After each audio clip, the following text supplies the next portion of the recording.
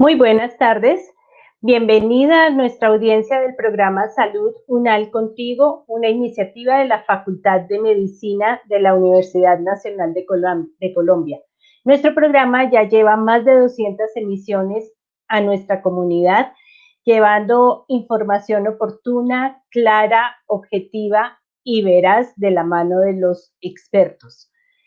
Mi nombre es María Luisa Cárdenas Muñoz, soy docente del Departamento de Ciencias Fisiológicas de la Facultad de Medicina y hoy los acompañaré en la moderación de la sesión.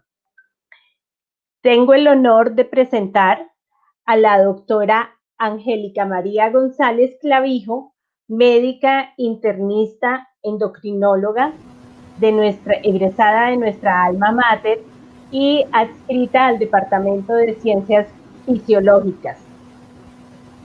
En la sesión de hoy, la doctora González nos presentará la conferencia Rompiendo mitos en el manejo de la obesidad en tiempos de pandemia, conferencia con la cual esperamos que nos permita aclarar todas las dudas que han surgido alrededor del tema. Les recuerdo a los participantes que pueden formular sus preguntas a través del chat y se le dará lectura al final de la sesión para que la doctora González las pueda responder. Sin más preámbulos, doctora Angélica, bienvenida, gracias por aceptar nuestra invitación a participar en el programa y el micrófono y la audiencia son tuyos. Muchas gracias, doctora María Luisa, es un gusto para mí estar aquí, siempre es especial estar en la casa que es de todos, y espero que esta conferencia sea de su agrado. Ahí están ya viendo la pantalla. ¿Ya la están viendo? Sí, ya se ve. Listo. Bueno, esta charla la hemos titulado Rompiendo mitos en el manejo de la obesidad en tiempos de pandemia. Antes de la llegada del COVID a nuestras vidas, la obesidad y el sobrepeso ya eran una pandemia que afectaba a millones de personas en todo el mundo.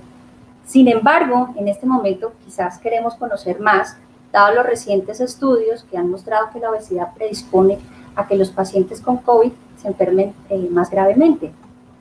Este estudio, publicado en Lancet recientemente, en donde se incluyeron 265 pacientes hospitalizados en Estados Unidos, encontró que la obesidad empeoraba el pronóstico de las personas jóvenes que contraían COVID. Concluyó que el sobrepeso y la obesidad era un factor de riesgo tan significativo como tener más de 60 o 70 años. El anterior estudio reforzó otros muchos, pues no muchos, pero por lo menos traje estos tres.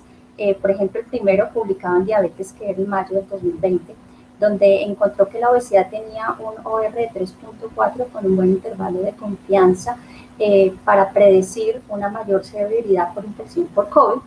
O este publicado en la Universidad de Oxford, que encontró que los pacientes menores de 60 años, pero con un índice de masa corporal mayor de 35, tenían un OR de 3.6 con un índice de confianza bueno, tenían un riesgo mayor de admisión hospitalaria por COVID. Y este último, Novosti, hablaba de un OR de 7.36 para ventilación mecánica en los pacientes con índice de masa corporal mayor de 35 versus un índice de masa corporal menor de 25. ¿Y cuáles serán las explicaciones para decir que la obesidad nos predispone a enfermarnos más gravemente por COVID? En esa revisión de Nature, pues determina que la obesidad, al ser un estado de inflamación crónica, pues frente a la infección puede generar un proceso proinflamatorio aún mayor, y además pues el receptor de la enzima convertidora angiotensina 2 al que el virus se adhiere, pues se expresa en cantidades mucho mayores en el tejido adiposo que incluso a nivel pulmonar. Además, es bien conocido que la obesidad pues lleva a disfunción respiratoria, a alterar mecanismos respiratorios, a aumentar la resistencia de la vía aérea, al interrumpir, fallar el intercambio gaseoso, y pues que está involucrado o se relaciona la obesidad con comorbilidades que ya han demostrado pues un riesgo mayor de infección grave por COVID, como son la diabetes mellitus y el riesgo cardiovascular. La obesidad ha alcanzado proporciones epidémicas a nivel mundial y cada año mueren como mínimo 2.8 millones de personas por causas relacionadas con el obeso y por la obesidad y el sobrepeso.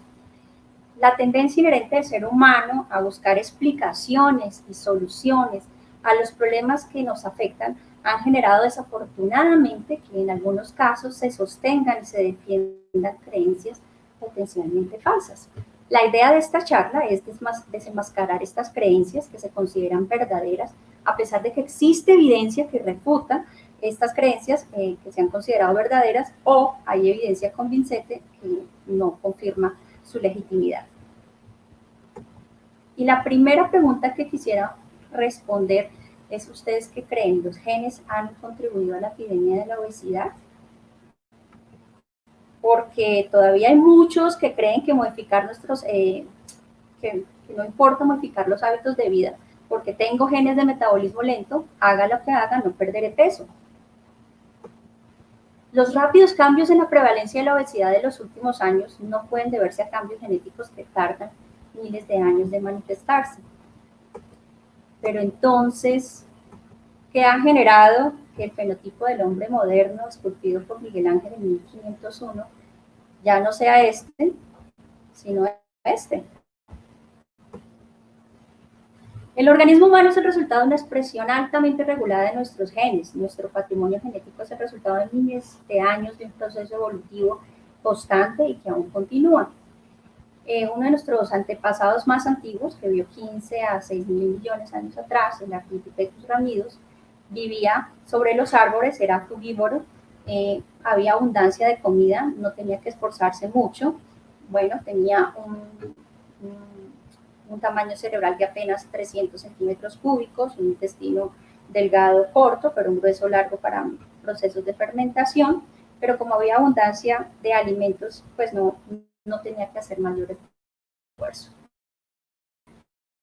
Sin embargo, las condiciones medioambientales cambiaron y el Australopithecus afarensis, que lo tenemos representado en Lucy, en el Museo de Historia Natural de Chile 4.000 años atrás, se afrontó a condiciones medioambientales al sudeste, que las condiciones medioambientales al este fueran diferentes, habían zonas de sequía, de escasa vegetación, por lo que obligó al ser humano a bajar del árbol y empezar a buscar comida, y eso también generó cambios, pues los más importantes: aumentó el tamaño cerebral, alargó el intestino delgado para aumentar los procesos absortivos, disminuyó el tamaño del grueso y desarrolló mecanismos de ahorro energético. Pues hasta eso iba bien, pero nuevamente las condiciones medioambientales cambiaron y el Homo sapiens sapiens ahora se ve afrontado a una abundancia de comida que ha hecho pues que el fenotipo no sea este, sino este. Nuestro antepasado sufría de hambre. ¿Qué hizo nuestro antepasado? Tuvo que desarrollar mecanismos de reserva energética. Después de una gran comida, había que reservar energía para la hambruna, dirigiendo la mayoría de la glucosa al tejido adiposo para formar triglicéridos.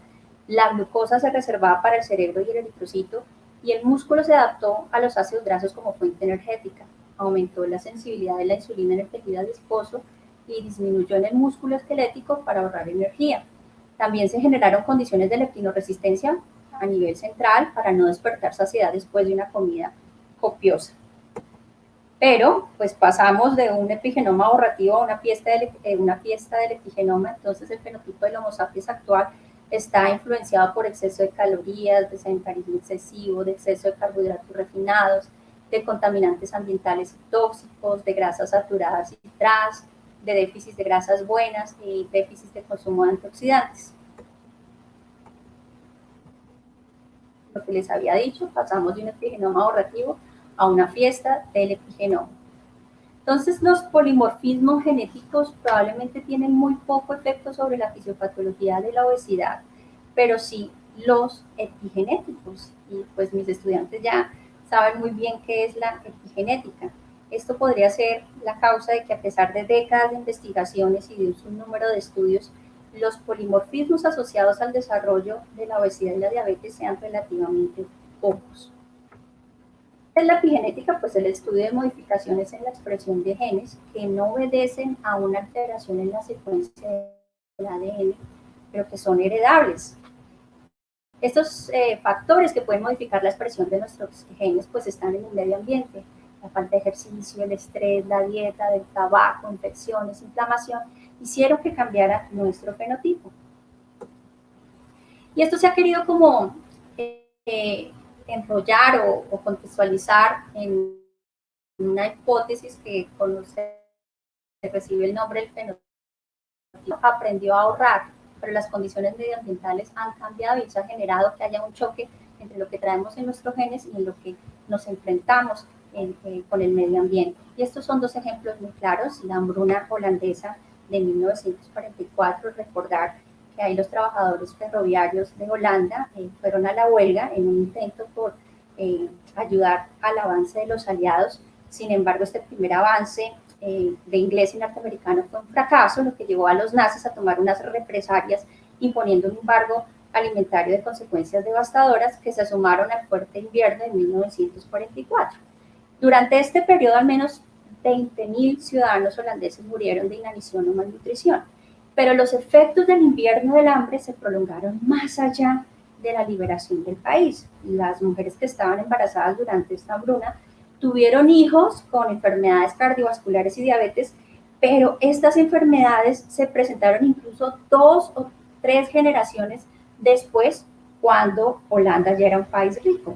Entonces, las adaptaciones fetales resultaron inapropiadas con el ambiente en el que nacieron los niños. Parece ser, por lo tanto, más importante la nutrición materna y la nutrición gestacional que la intervención en la vida adulta. Otro ejemplo muy claro es el de los indios Pima, que es una comunidad indígena endogámica que vive en los estados de Arizona, en Estados Unidos, y en el estado mexicano de Chihuahua y Sonora. Y pese a ser una comunidad genéticamente similar, la prevalencia de enfermedades como la diabetes y la obesidad es diferente. Y esto se muestra en este estudio de diabetes que he publicado en el 2006, en donde muestra cómo los Pima mexicanos, hombres o mujeres, tienen menor riesgo de obesidad y de diabetes que los Pima de los Estados Unidos. Aquí se hace el desglose de las tablas y encontramos, por ejemplo, cómo las indígenas Pima norteamericanas tenían un promedio de peso de 91 kilos, comparado a las Pima mexicanas de 63 kilos. Obviamente el índice de masa corporal también se ha afectado, 35.5 kilos mujeres Pima de Norteamérica y México 26.3.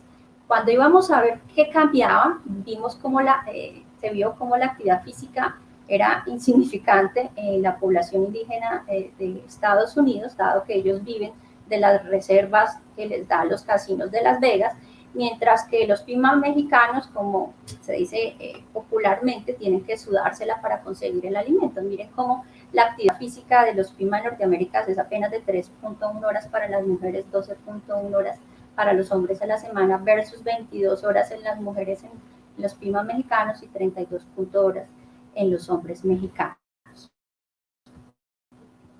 Entonces, si la obesidad es causada por una falta de coincidencia en nuestros genes y el medio ambiente en que vivimos, pues cambiar el entorno para que coincida con la forma de nuestro genoma debería revertir la epidemia de la obesidad. Somos lo que comemos, pero no comemos lo que deberíamos. Creo que aquí ya empieza como el grueso de esta exposición. A continuación hablaré de 5 premisas, las cuales parecen ser verdaderas, pero la mayoría, la verdad, son falsas. La primera, comer cerca de la hora de acostarse contribuye a aumentar de peso. ¿Qué creerán? ¿Qué pasará? El desayuno es la comida más importante del día. Omitirla aumenta el riesgo de obesidad. Comer más frutas y verduras disminuye el riesgo de aumentar de peso. El ayuno intermitente ayudará a perder peso. El peso no me preocupa, soy un gordito sano y bonachón y no tengo que hacer mayor cosa. Y miren esta, la primera, comer cerca de la hora de acostarse contribuye a aumentar de peso. Esta frase que ustedes seguramente la han escuchado, desayuna como rey, almuerza como príncipe y cena como mendigo, Fue dicha por la famosa nutricionista de la primera mitad del siglo XX, que fue Adele Davis, que aunque muy popular, era criticada en la comunidad científica, dado que muchas de sus recomendaciones no estaban respaldadas por evidencia científica.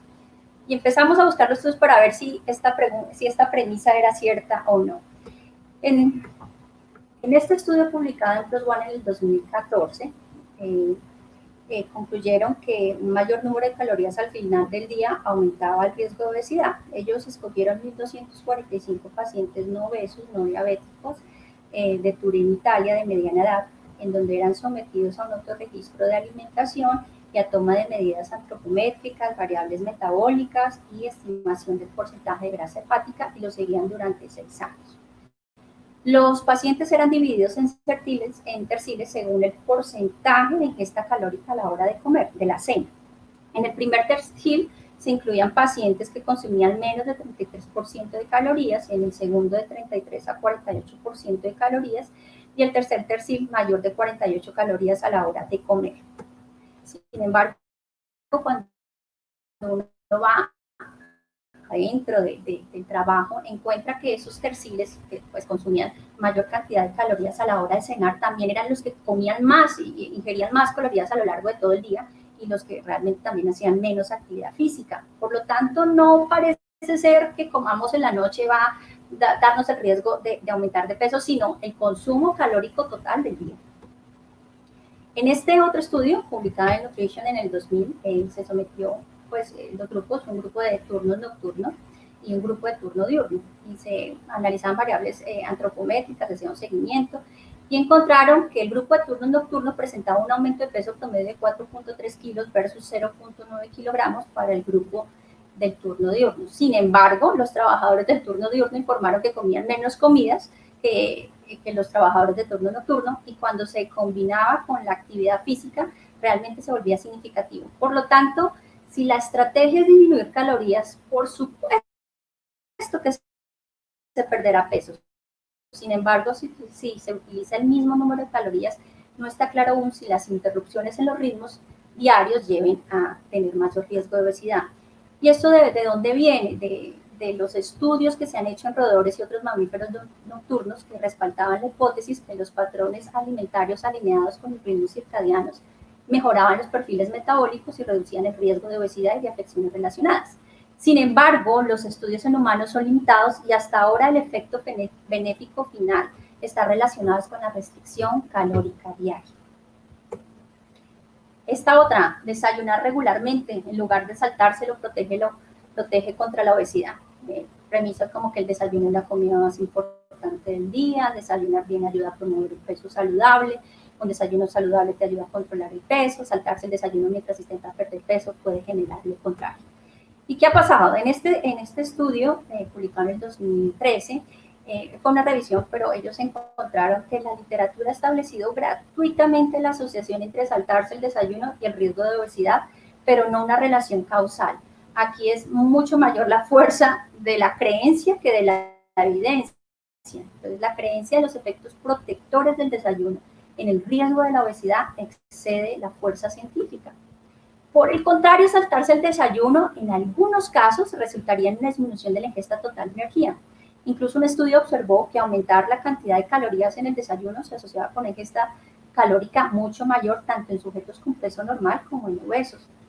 En este estudio publicado en el 2011, encontraron que la ingesta reducida de calorías en el desayuno se asociaba con la ingesta calórica diaria total. Por lo tanto, los sujetos con sobrepeso y obesidad deberían considerar reducir las calorías a la hora del desayuno para mantener un equilibrio energético diario. Tercera, comer más frutas y verduras conducirá a la pérdida o a un menor aumento de peso. Frases que se han dicho constantemente, como existe evidencia convincente de que las frutas y verduras disminuyen el riesgo de obesidad, el aumento del consumo de frutas y verduras se considera una estrategia potencial para prevenir el aumento de peso o reducir la obesidad. ¿Y qué dice la evidencia? Entonces, porque a menudo se supone que aumentar la ingesta de frutas y verduras casi automáticamente provocaría una disminución en la ingesta de otros alimentos, bocadillos poco saludables, pero esa falta de compensación podría conducir incluso a una ingesta calórica mayor y contribuir al aumento del peso.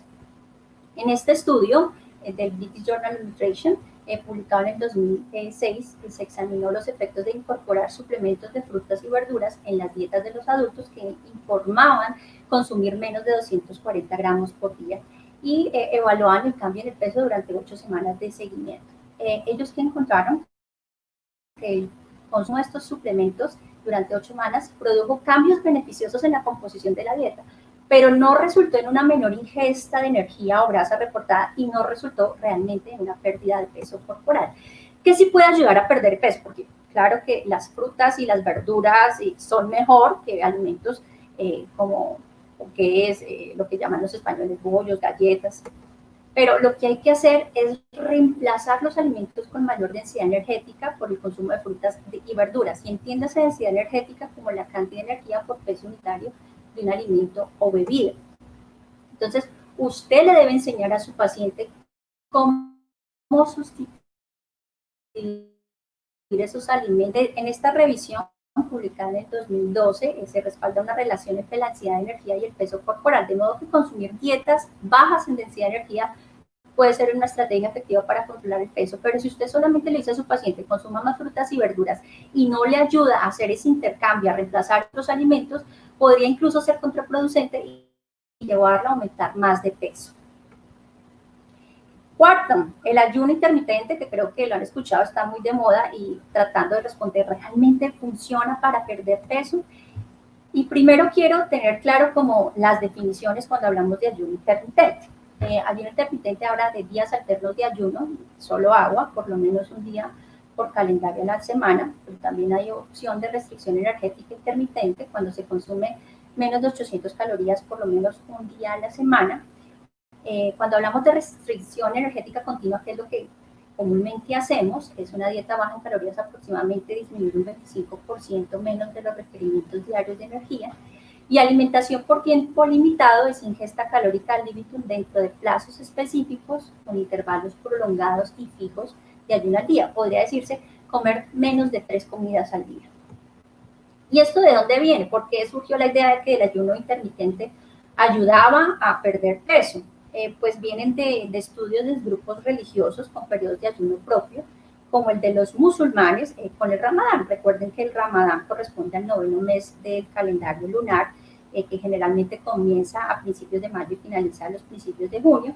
Y en esta época los musulmanes se abstienen de comer y beber y de tener relaciones sexuales durante las horas de luz, del alba hasta la puesta del sol, ayuno. Después no hay restricciones. Y ellos que encontraron que en 35 de esos estudios con musulmanes perdían peso al final del Ramadán, pero cuando usted hacía la evaluación a 2 semanas, recuperaban también el peso. En esta revisión sistemática, pues encontraron que la pérdida de peso durante el Ramadán fue relativamente pequeña y la mayoría era reversada poco tiempo después, que la pérdida del peso fue secundaria a la menor ingesta de calorías durante esos días, igual comían menos, que el Ramadán brinda una oportunidad de perder peso, pero son necesarias modificaciones en el estilo de vida estructurales y consistentes para lograr una pérdida de peso duradera. Y miren que el Ramadán va en contra del ciclo circadiano. Ellos podían comer era después de la puesta del sol e igual perdían peso. Por lo tanto, la restricción calórica sigue siendo la clave para lograr perder peso. Aquí, en una revisión sistemática, comparaban restricción energética intermitente versus restricción energética continua y encontraron que ambos podían dar la oportunidad de perder peso. Cuando se comparaba, obviamente, restricción intermitente, restricción calórica intermitente versus no intervención, pues era mucho más significativo la pérdida de peso. Entonces, la restricción calórica intermitente versus la restricción calórica continua son igual de eficaces para el tratamiento de la obesidad y sobrepeso, pero se requiere todavía evidencia para justificar el uso clínico de esta terapia como algo a largo plazo en el manejo de la obesidad. Y la última, el peso no me preocupa, soy un gordito sano y bonachón. Y seguramente las que ya están viendo pacientes verán que uno ve el gordito que baila salsa, que vive todo el tiempo con energía, y que usted le pide un perfil lipídico y tiene un HDL alto, unos triglicéridos bajos, un LDL normal, no tiene disglicemia y está bien. Y de ahí surge el fenotipo que publicó Slim en el 2001, que lo catalogaba como obeso metabólicamente sano. La obesidad, pero realmente la obesidad saludable existe. Entonces aquí ese es el fenotipo del obeso metabólicamente enfermo, lo describen como el fenotipo de la obesidad central, de la manzanita, mientras que el obeso metabólicamente sano es el de la perita, porque predomina de tejido adiposo subcutáneo. Y queriendo encontrar diferencias, pues lo que vieron es que ese fenotipo de obeso metabólicamente sano, entre comillas, tenía concentraciones más altas de adiponectina que los obesos metabólicamente enfermos o de obesidad central, que tenían concentraciones más bajas de adiponectina. Mis estudiantes sabrán muy bien que la adiponectina se relaciona inversamente proporcional a la concentración de tejido adiposo. Es decir, unos factores metabólicos muy importantes como aumentar el consumo de glucosa por el músculo, aumentar la degradación de ácidos grasos, efectos metabólicos que son muy importantes. Y en este estudio, queriendo comprobar ese fenotipo de metabólicamente enfermo, tuvieron una población de casi 2.500 personas en obesos enfermos, sí cumplían el criterio de índice de masa corporal mayor a 30 y tenían criterios de síndrome metabólico, y obeso sano sí tenía el criterio de índice de masa corporal mayor a 30, pero no tenía síndrome metabólico. Y lo comparaban con personas no obesas que tuvieran síndrome metabólico y que no lo tuvieran. ¿Qué encontraron? Que esos obesos enfermos, es decir, tenían síndrome metabólico, tenían concentraciones más bajas de adiponectina que los obesos sanos. Podría ser que ellos estuvieran protegidos por un tiempo. Y nosotros quisimos demostrar, con la ayuda del grupo que dirige el doctor Jorge Eduardo Caminos, hicimos este estudio en una población pequeña, pero en el que se les hizo mediciones de muchos parámetros metabólicos, y encontramos que la insulina basal, el OMA, la leptina, la galanina, PCR, la adiponectina, se encontraba alterado tanto en los sujetos obesos metabólicamente sanos, en la misma magnitud que en los obesos metabólicamente enfermos, lo que sugería que las alteraciones bioquímicas son un hallazgo mucho más temprano que en los cambios en las variables bioquímicas que definen el síndrome metabólico. Y si tienen ustedes dudas de que realmente la obesidad metabólica sana existe, este estudio de la ACC encontró durante 5 o 6 años de seguimiento a una población de obesos sanos, por no tener alteraciones metabólicas al momento del enrollamiento, encontraron que más de la mitad de estos pacientes desarrollaban con el tiempo enfermedad cardiovascular, diabetes y diabetes mellitus. Por lo tanto, queda clarísimo que la obesidad sana no existe. Conclusiones: los cambios medioambientales actuales van en contravía del genotipo ahorrador del ser humano. Este desequilibrio es el principal responsable de la obesidad, y pues más aún en tiempos de pandemia, en donde pasar más horas en casa puede ser un arma de doble filo, trayendo consigo un aumento en el sedentarismo y un aumento en la cantidad de calorías que consumimos a través de nuestra alimentación. En otras palabras, por norma general comemos más y nos movemos menos. Tenemos que empezar a romper mitos para empezar a ayudar a nuestros pacientes a perder peso, que la manera más eficiente para perder peso, que esta sea duradera en el tiempo, es adquirir hábitos de vida saludables, que puede utilizar estrategias como la restricción calórica intermitente, pero no olvide acompañarlo para que esto se perpetúe en el tiempo, y que obviamente la obesidad no es saludable y no estar frente a ella es irresponsable. ¿Y cómo ayudaría en concreto a su paciente? ¿Qué le podría decir? Lo primero es que hay que explicarle que un alimento saludable es aquel que aporta fibra, vitaminas, minerales, antioxidantes, pero también aporta energía, es decir, caloría. De modo que no existe ningún alimento que no lo lleve a la síntesis de ácidos grasos. Es decir, todos tienen el potencial de aumentar peso, porque si come frutas y verduras nos eximieran de ganar peso, pues las vacas y los osos pandas serían flacos, y no es así. Entonces usted debería explicarle a su paciente que ninguna comida es más importante que otra. Ojalá coma 3 veces al día, desayuno, almuerzo y cena, pero en porciones pequeñas. Es un mito que de pronto no lo traje aquí, pero para una próxima, lo de tengo que comer cada rato. Mi metabolismo es lento, entonces tengo que comer poco pero más seguido. Esto es mito. Idealmente le va mejor a las personas que comen menos en el día. Si la persona no puede dejar las meriendas, usted debería recomendarle que en esas meriendas cambie por alimentos ricos en grasas o proteínas y disminuya el consumo de calorías por carbohidratos. Por ejemplo, decirle que consuma queso, jamón, el yogur griego, realmente griego, no el endulzado con fruticas, o frutos secos. Decirle que coma sin afán, mastique muy bien los alimentos y que los disfrute. Una táctica podría decirle que a su paciente que tome un vasito de agua antes del desayuno, almuerzo y cena para dar sensación de saciedad. Nuevamente repetir que todos los alimentos tienen la capacidad de aportar calorías, es decir, que todos pueden aumentarle peso. Cuando estamos llevando a un paciente en un régimen de disminución de peso, las frutas también hay que restringirlas. Entonces, procurar comer 2 frutas al día o 2 porciones de la misma fruta, pero no más de esa cantidad, y definitivamente suspender la ingesta de jugos de fruta. Suspender definitivamente azúcar de mesa, miel, panela, aceites y margarinas. A veces las personas creen que por la panela no ser procesada o incluso el azúcar morena es mejor, y no es cierto. Y tenga en cuenta que las verduras deben comerse preferiblemente crudas o al vapor, porque cuando usted las cocina aumenta su densidad energética. Y para explicar el papel de la ingesta del azúcar, recordar que el azúcar de mesa es sacarosa, sacarosa es glucosa y fructosa. Y usted la encuentra en el azúcar turbinada, en el azúcar morena, en el azúcar de pastelería, es decir, las tres son lo mismo, sacarosa, glucosa y fructosa. También utilizamos otros azúcares, por ejemplo, específicamente la fructosa del azúcar de las frutas o la lebulosa, la miel de abejas, que es una combinación de fructosa, glucosa y agua, el almíbar o jarabe de maíz es muy rico en fructosa y es que utilizamos continuamente, o que se utiliza continuamente para usar bebidas gaseosas, productos horneados y algunos productos enlatados.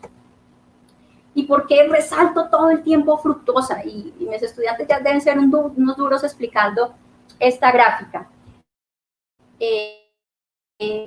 Nuevamente, sacarosa, glucosa y fructosa. La glucosa y la fructosa pueden metabolarse por esta enzima que es la hexoquinasa. Sin embargo, pues la hexoquinasa es más afín a la glucosa, por lo tanto la fructosa tendrá que buscar otro mecanismo para metabolizarse, y lo hace por la fructoquinasa. ¿Cuál es la diferencia con la hexoquinasa? Que la fructoquinasa no es regulada por esta enzima bifuncional, que es la fosfofructoquinasa 2, fructosa 2,6-difosfatasa, que tiene una regulación según las cantidades de glucagón e insulina. La metaboliza, y ¿qué pasa? Se salta ese paso regulatorio y todo va pues a la síntesis de acetil-CoA. Cuando usted, pues el acetil-CoA tiene 2 vías. Si hay falta de energía, se va al ciclo de Krebs y luego a fosforilación oxidativa a producir energía, pero cuando hay exceso, se va a la síntesis de ácidos grasos. Entonces, si usted consume en exceso fructosa, pues lo que está haciendo es tener en exceso triglicéridos, tener en exceso tejido adiposo. Además, para metabolizarse la fructosa necesita ATP, por lo que aumentan las concentraciones de AMP, que esto activa la AMP-aminasa, y pues para el metabolismo de las purinas, el producto final va a ser el ácido úrico, que en concentraciones altas es proinflamatorio. Y adicionalmente, las concentraciones altas de AMP aumenta esta vía de señalización, quinasas dependientes de AMP, que va a llevar a aumentar esa sensación de hambre a nivel central y disminuir la saciedad a nivel central. Por lo tanto, el quiz de esta charla, la última diapositiva, disminuya el consumo de fructosa, y entender que fructosa está en la mayoría de los alimentos procesados.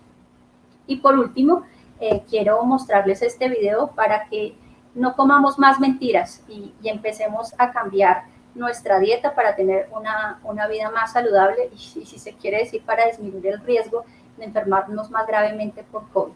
Y Anita, si quieres tú compartir. Puede que no entiendas los ingredientes de los productos ultraprocesados, pero seguro entiendes lo que significa tener estas enfermedades. La falta de información en el frente de los empaques nos impide identificar la comida chatarra. El consumo habitual de productos altos en azúcar, sodio o grasas saturadas puede causar enfermedades graves a futuro. ¡Basta! Tenemos derecho a la información. Exijamos estos sellos. Una iniciativa de Red Papás. Muchas gracias. Este es mi correo electrónico. Si alguien quiere una duda, pregunta, información, con mucho gusto se los daré. Doctora Angélica, muchísimas gracias por esta conferencia tan ilustrativa. Y pues definitivamente estos 5 mitos que culturalmente los hemos llevado de generación en generación, pues nos has aclarado bastante. Sin embargo, del tercer mito de las frutas y las verduras, hay algo que sí quisiéramos como que aclaráramos un poco, como es el concepto que diste de la densidad de energía que tiene fruta y verdura para saber cómo sustituir los alimentos. Entonces, si por favor nos aclaras ese punto.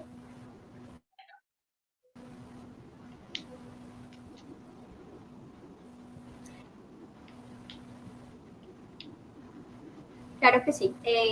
Las frutas y las verduras, por tener un contenido más de agua, son de menos densidad energética. Por lo tanto, en cierta manera, si usted le ayuda al paciente a reemplazarlos por esos alimentos con contenido con densidad energética mayor, como pueden ser las galletas, el pan, las tortas, sería benéfico. Lo que yo quería resaltar es que si usted solamente le dice al paciente consuma más frutas y verduras, pero no le explica o no le ayuda a reemplazar los otros alimentos que consumía, puede tener un efecto deleterio porque en total estaría consumiendo más calorías. Por eso a veces estamos hablando aquí de dieta para perder peso. Esto no es una dieta para un niño en crecimiento, ni un adolescente, ni un prepuber. Ellos necesitan antioxidantes, necesitan vitaminas, pero cuando estamos frente a un paciente con obesidad, sí debemos ayudarles a quitar principalmente el consumo de jugos de frutas por un contenido importante de fructosa y restringir por un tiempo mientras logramos bajar peso las frutas. Muy bien, doctora, gracias. ¿Y dentro de las frutas hay algún grupo en particular que se deba restringir más?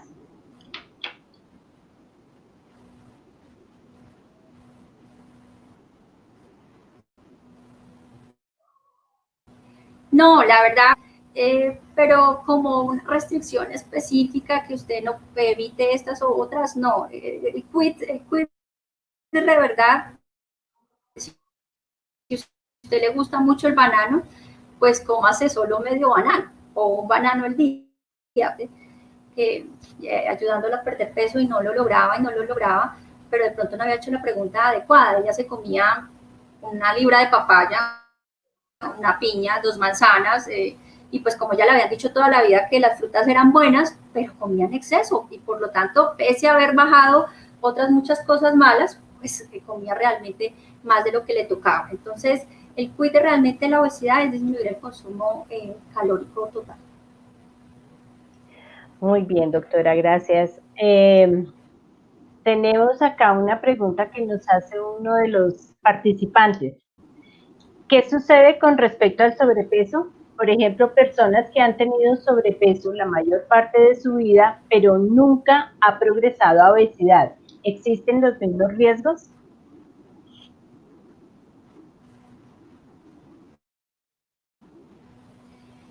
El índice de masa corporal es exponencial al mayor riesgo de complicaciones metabólicas y cardiovasculares, incluso en poblaciones diferentes, porque esto del índice de masa corporal es como algo muy simple para hacer el diagnóstico, ¿no?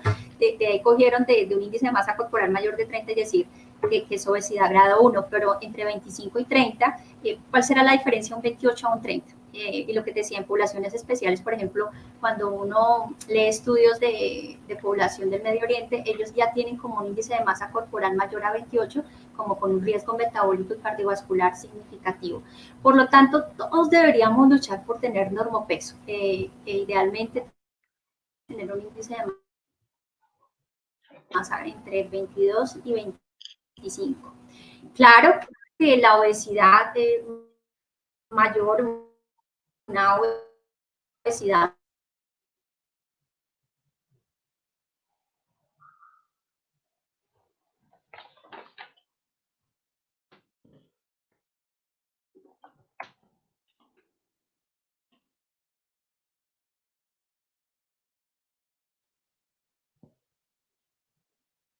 puedo cambiar. Yo lo que digo es que es como un semáforo en amarillo, te está diciendo, hombre, para, cambia, porque si no cambias este semáforo en amarillo vas a entrar en rojo y pues ya cuando eres diabético o tienes un evento coronario agudo, pues ya no hay mucho que hacer. ¿Aló? Muy bien.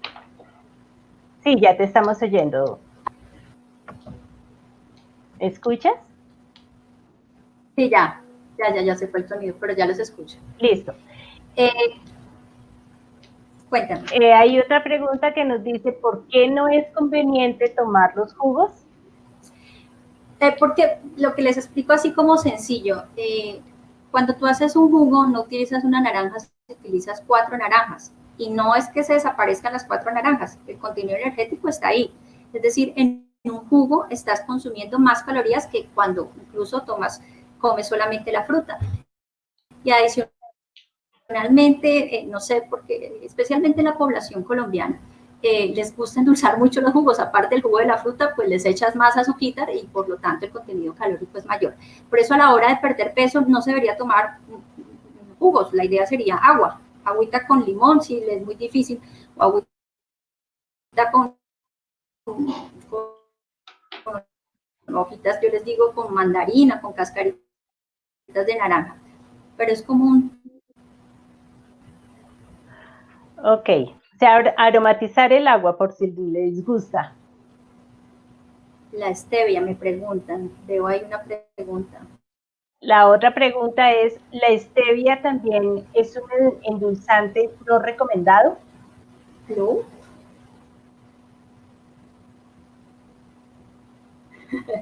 Ahí veo una pregunta con respecto a la stevia, a los usos de los edulcorantes no calóricos.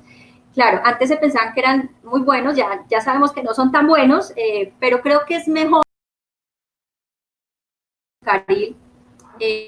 También dan un pico insulinogénico, es decir, elevan las concentraciones de insulina, pero mucho menor que lo hace el azúcar. Yo creo que esto es de enseñanza y de ir cambiando área, pero si ya con el tiempo ya puedo dejarlo, es como ir diciéndole al paciente cambie esto y con el tiempo dejará tanto el azúcar como el edulcorante, pero puede ser una opción mientras el paciente trata de quitar esos malos hábitos. Listo. Al parecer no. Ah, sí, hay otra pregunta de Lorena Díaz. Profesora, ¿conoce la dieta cetogénica? La dieta ceto, bajo en carbohidratos y rica en grasas. ¿Tiene alguna postura sobre esta dieta? Sí.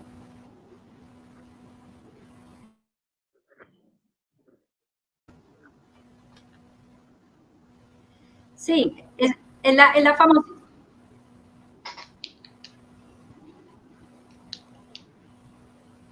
Sí, mira, se hizo muy famoso y ayudó a mucha gente a perder peso, en donde se restringe completamente el consumo calórico por carbohidratos y solo es grasas y proteínas. Realmente pierdes peso y lo pierdes bien, pero no es una dieta que pueda mantenerse a lo largo de toda la vida. Tú necesitas fibra y la fibra principalmente está en alimentos como las frutas. Y tú en cierta manera también necesitas esas calorías.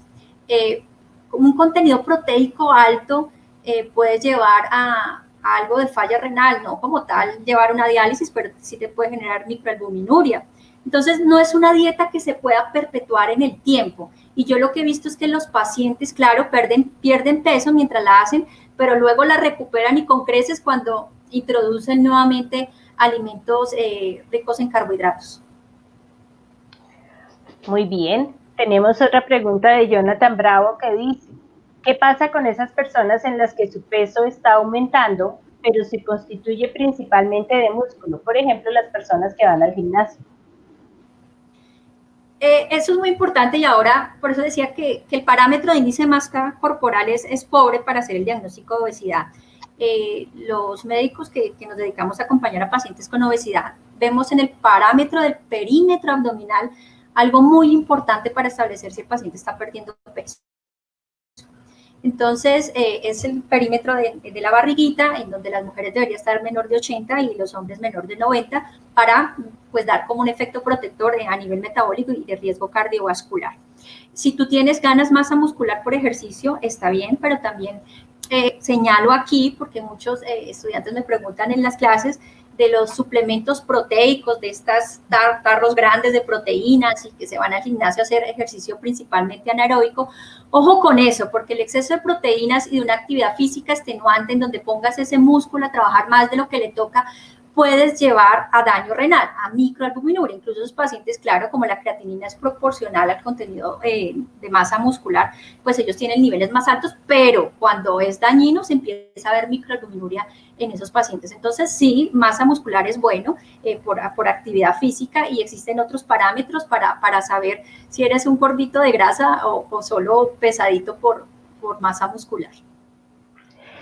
Gracias, doctora. Tenemos otra pregunta de Gloria Mercedes Ordóñez. Nos dice, además de la dieta, ¿se debe tener en cuenta el tiempo de ejercicio? Mira, el ejercicio es muy importante y siempre lo indicamos a nuestros pacientes porque no solo pues, te ayudará a perder peso, sino a liberación de endorfinas, mejora como tal el ejercicio, disminuye el riesgo cardiovascular, disminuye el riesgo metabólico. Sin embargo, sí es muy claro que perder peso con ejercicio es muy complicado. Si tú quieres perder peso, tienes que acompañar el ejercicio con restricción calórica, con dieta. Las personas que pierden peso con ejercicio son los deportistas de alto rendimiento como Nairo Quintana, que cuánto se monta en la bicicleta todo el día y pues incluso ellos comiendo aguapanela, banano todo el día, pierden peso. Pero si nosotros los normales, los del común queremos perder peso, hay que acompañar, principalmente disminuir el consumo energético. Pero claro que el ejercicio es muy importante. Ya existe, por ejemplo, los deportólogos que nos dan un plan de ejercicio claro, establecido para las necesidades de cada paciente. No todos somos iguales. Idealmente uno debería hacer actividad física 3 a 5 veces por semana. De tajo les estoy diciendo eso de ir a la ciclovía cada 8 días sin matarme montando cicla por todo Bogotá, pues no te sirve y te aumenta mucho más el riesgo cardiovascular. Estuviste sedentario 6 días y el 7º día vas y te aumentas el riesgo de muerte súbita. Entonces, ojo con la actividad física y hay que empezar pausado. No hay que también ir a matarse al gimnasio a hacer spinning y nunca lo habías hecho y luego rumba y luego ir a aeróbicos, porque puedes tener eso, es un problema diferente. Entonces hay que hacerlo pausado y muchas veces dirigido. Muy bien. Tenemos otra pregunta de Luz Arlet Vega y nos dice, ¿qué se aconseja cuando se está perdiendo masa muscular? Claro, está muy de moda la sarcopenia y nosotros cuando vamos ya envejeciendo y después de los 40 años y la menopausia vemos que nuestra masa muscular disminuye y ay, ¿será que no podemos hacer lo mejor para las personas que están perdiendo masa muscular? Es hacer actividad física, es moverse, es hacer ejercicio, ¿sí? Y eso es lo que te puedo decir. Las personas sarcopénicas son las que no se mueven, las que son, ahí sí podríamos decir el sedentarismo, eso sí sería el mayor impacto. Entonces, hacer actividad física. Muy bien, doctora, pues al parecer no tenemos más preguntas, pero yo creo que entonces ya sí podríamos como referente a los 5 mitos que nos presentaste, ya dejar como bien en claro para toda nuestra audiencia cómo quedamos. Entonces nos vamos con el primer mito, que era la comida nocturna, que comieran como muy poquito, entonces dijimos que no. No, esa de desayunar como rey, almorzar como príncipe y comer como mendigo, no. Exacto, repartimos las calorías, bajamos las calorías en el día, pero la comida sí no nos funciona. No, si tú consumes menos a la cena, pero en realidad consumiste menos al día, claro que vas a perder peso, pero si tú comiste en el almuerzo y el desayuno todo lo que no podías comer en la cena, pues nada, no te va a impactar en nada. Exactamente. El segundo mito, que era el desayuno, el desayunar regularmente, entonces nos queda... No es la comida más importante del día y que incluso hay estudios en pacientes obesos y con diabetes, porque mire que un desayuno, incluso me parece que es la comida más rica del día, porque es donde usted puede comer que pancito, que el crepes, que el waffle, que el juguito de naranja, que echarle la mermelada. Es un alimento del día que tiene un contenido calórico alto y es permitido y aceptado.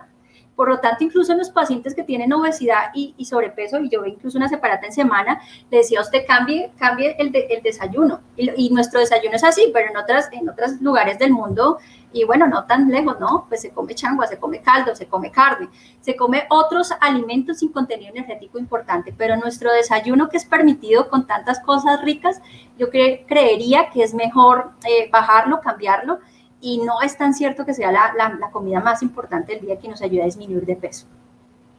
Bueno, antes de seguir con el otro mito, hay una pregunta que nos hace Iris y dice, ¿hay una relación entre obesidad e hipotiroidismo? Ay, muy buena pregunta, esa la quiero. Ese sí es otro mito, porque todas las mujeres, y digo mujeres, son las que realmente consultamos más por el peso, a las que realmente nos preocupa sentirnos bien y somos las que consultamos. Pero todas llegan a la consulta y dicen, tengo hipotiroidismo, por eso tengo mucho peso y por eso engordé. No, no es cierto, es también un mito. Las personas hipotiroideas, para realmente tener obesidad como uno de sus síntomas, serían pacientes con mixedema, es decir, pacientes con hipotiroidismo pleno severo, es decir, que ya estén postrados en cama y que estén tan desorientados, y más que todo lo que hace el hipotiroidismo descompensado es los edemas. Entonces, es un mito. No, hipotiroidismo, obesidad, cambiemos esa relación. Muy bien, y seguimos entonces con el tercer mito, que era con la ingesta de frutas y verduras. Entonces, también con una medida mesurada para que no nos vayamos a incrementar en el peso, ¿cierto? El cuarto mito es el ayuno intermitente. Entonces, con el ayuno intermitente... Ese sí puede ser cierto. Ese sí puede servir. Lo que pasa es que todavía no tenemos estudios a largo plazo para saber si una persona puede tener esa costumbre por mucho tiempo, porque realmente, digamos, son días de completo ayuno o de restricción calórica tan severa de menos de 800 calorías día. Pierdes peso y lo pierdes. Lo que no sabemos es qué tanto tiempo lo puedas mantener. Entonces, como una estrategia para perder peso, y porque a veces yo siento que uno tiene que agarrarse de algo y tiene que ver resultados. Esto es de ver las cosas, porque los pacientes se desilusionan, y si no empiezan a ver pues que pierden peso, pues no te siguen. Entonces, de pronto sí es una opción, pero luego sí, y siempre hay que acompañarlo de cambios de hábito de vida para que que perduren en el tiempo. Eso es muy cierto. Y el último, que era el del peso no me preocupa, porque soy gordito, bueno y bonachón. Entonces, ese sí, tenemos que preocuparnos por el peso y tenemos entonces que ajustarnos a la dieta y al ejercicio para que realmente se nos convierta en un hábito, ¿cierto? Tal cual, y más ahorita en tiempos de COVID, que es muy claro y los estudios hablan que a las personas obesas les va peor y que es un riesgo, es un factor de riesgo similar a tener más de 60 o 70 años, pues yo creo que es un estímulo adicional para decir cambio y pierdo peso. No existe la obesidad metabólicamente sana, no existe. Muy bien, doctora Angélica, pues acá creo que ya no tenemos más preguntas de nuestros participantes. Solo me queda el agradecerte por haber aceptado esta invitación, habernos aclarado todos estos mitos, y esperamos contar en una nueva oportunidad contigo para otro tema también importante y que es de actualidad. Muchísimas gracias, doctora Angélica, a nuestra audiencia. Mil gracias por participar en nuestro programa, y aprovecho para invitarlos a la conferencia que tendremos mañana, que es el voluntariado comunitario desde fisioterapia en tiempos de COVID-19, a cargo de la profesora Diana Alexandra Camargo. Entonces, los invitamos a que mañana nos conectemos nuevamente a las 6 de la tarde en la página Facebook de Salud Unal Contigo. Muchísimas gracias a todos por acompañarnos. Doctora Angélica, muchas gracias nuevamente, y a todos les deseo una feliz noche. Lo mismo para ti y muchas gracias. Muchas gracias, doctora.